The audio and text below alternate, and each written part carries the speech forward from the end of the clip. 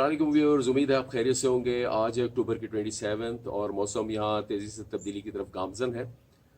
तो आज हम बात करने जा रहे हैं एक बेस्ट हाउस प्लांट के बारे में। मोस्ट फेवरेट, मेरा तो बहुत ही फेवरेट प्लांट है। इसे कहते हैं एरोहेड। जो आप देख सकते हैं मेरे सामने बहुत सारे प्लांट्स पड़े हैं, कुछ छोटे पॉट्स में, कुछ बड़े पॉट्स में आपको दिखाई दे रहे होंगे। आज हम बात करेंगे इसका ओरिजिन कौन सा है, इसे कौन सा क्लाइमेट सूट करता है, इसके लिए कौन सी सॉइल बेस्ट सॉइल समझी जाती है, और फर्टिलाइजर्स और इसकी प्रोपेगेशन के बारे में आज बात करेंगे। तो आप मेरे साथ इस वीडियो में जुड़े रहिए। तो हम अपनी वीडियो स्टार्ट करते हैं। तो चलिए हम सबसे पहले इसके मुख्तलिफ नामों के बारे में बात कर लेते हैं। इसकी जो बोटेनिकल आईडी है वो सिंगोनियम फैमिली से ताल्लुक़ रखता है। सिंगोनियम पोडोफाइलम इसे कहा जाता है। इसके अलावा जो इसके रीजनल नेम्स हैं, जैसे कि American evergreen, African evergreen, arrowhead plant तो है ही, इसके अलावा एरोहेड इसे क्रीपर भी कहा जाता है, और गूज फुट भी, बड़ा ही एक डिफरेंट सा नेम है। एनी हाउ, अब हम बात करते हैं इसके ओरिजिन की।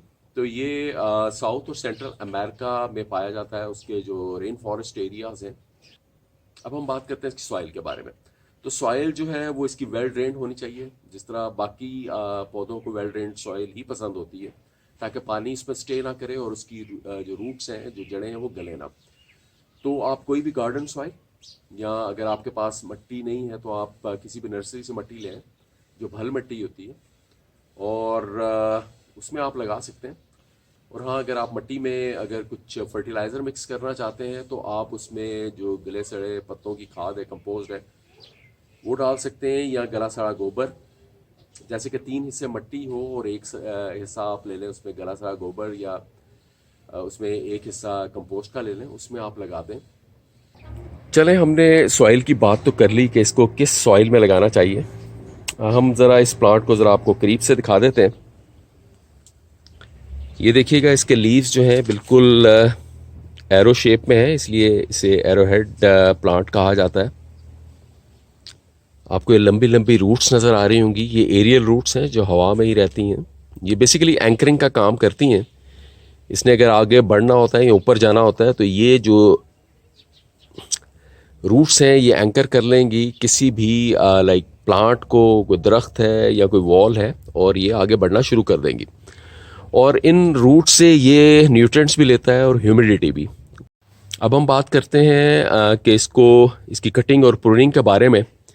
तो इसे आप प्रून भी कर सकते हैं टाइम टू टाइम, एक बुशी लुक देने के लिए, और बहुत ही खूबसूरत लगता है। आप देखें, मैंने एक प्लांट जो है वो यहाँ एक बास्केट टाइप टेराकोटा का जो पॉट है उसमें लगाया हुआ है। बहुत ही खूबसूरत देखने में नज़र आ रहा होगा आपको। मुझे याद है मैं एक प्लांट लेके आया था और उससे मैंने 20 प्लांट बनाए। कुछ मेरे पॉट्स में लगे हुए हैं, कुछ मैंने अपने क्यारियों में लगाए हुए हैं, और कुछ को मैंने हैंग किया, जो मैं आपको दिखाऊंगा अभी। ये इंडोर और आउटडोर दोनों तरह का प्लांट है, लेकिन इसमें कुछ चीज़ों का आपको ख्याल रखना पड़ता है। लाइक अगर आप इसे इंडोर यूज़ कर रहे हैं तो ब्राइट लाइट इसे दीजिए, जहाँ ये अच्छी तरह ग्रो करेगा। और अगर आपने इसे आउटडोर रखा है, और जिन एरियाज़ में टेम्परेचर 32 डिग्री से एक्सीड करते हैं, वहाँ इसमें सन बर्न का ख़दशा होता है, जहाँ जाकर इसके जो लीव्स हैं वो पीले पड़ जाते हैं और सूख जाएंगे।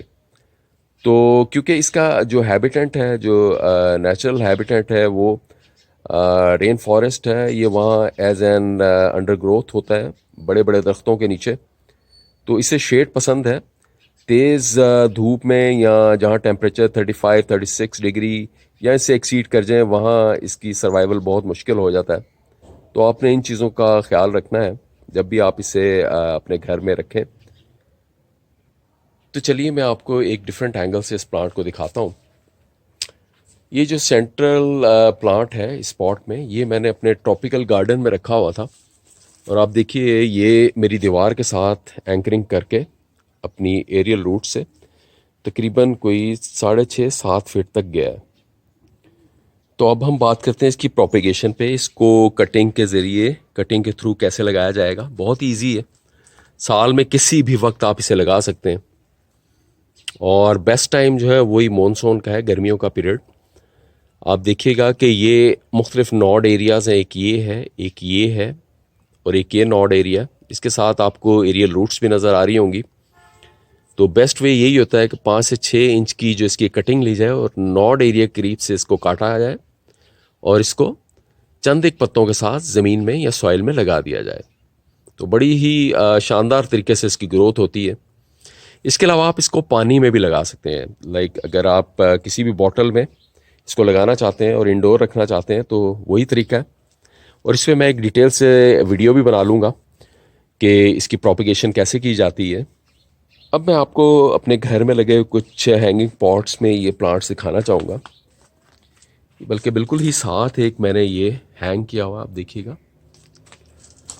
ये मेरी ग्रेप्स वाइन की जगह है, इसके नीचे ये लगा हुआ है शेड में। ये देखिए तकरीबन 2.5 से 3 फीट, ये बल्कि ज़्यादा ही होगा, 3.5 फीट तक होगा। और हाँ, इसमें आप जो मीडियम यूज़ करेंगे वो लाइट वेट नहीं होना चाहिए, वरना इस पौधे का भी ज़ाहिर है अपना एक वेट होगा जिसकी वजह से ये बाहर आ सकता है, निकल सकता है। तो मैंने वही गार्डन सॉइल यूज़ की है और इसमें फर्टिलाइज़र भी मैंने ना होने के बराबर दी है। आप इसकी ग्रोथ देख सकते हैं। इसी तरह आपको ये 2 प्लांट्स में नज़र आ रहे होंगे, इन्हें भी मैंने हैंग किया हुआ है और इसकी लेंथ कोई 4 साढ़े 4 फीट तक चले गई है। इसके अंदर मैंने वही गार्डन सॉइल डाली थी और थोड़ी सी कंपोस्ट डाली थी मैंने, जो लीफ कंपोस्ट थी। इसके अलावा इसको मैंने कोई भी जो फर्टिलाइज़र नहीं दी।